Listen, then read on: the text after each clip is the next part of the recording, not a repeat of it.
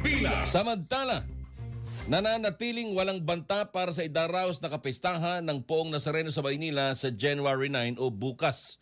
Sa kabila nito, sinabi ng Department of the Interior and Local Government na naka-alerto ang mahigit 15,000 polis at mga force multipliers para tiyakin ang kaayusan, kapayapaan at kaligtasan ng mga deboto. Ayon sa DILG, lahat ng rutang daraanan ng traslasyon ay mayroong polis. Paalala ng DILG sa mga deboto, ipinagbabawal ang matatalas at nakakasugat na bagay tulad ng payong, kutsilyo at iba pa. Bawal din magdala ng baril, siyempre, paputok at pyrotechnic devices, mga lalagyang bawasagin, at maging ang pagsusot ng hoodie jackets at mga sombrero ay ipinagbabawal din. Abante Pilipinas. Maaari magtanong kayo, bakit bawal yung hoodie at sombrero? Yan. Kasi nga siksikan, di ba ga?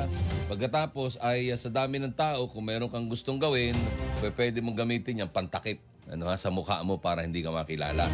Kahit na sabihin mong merong mga nagkalat na CCTV cameras.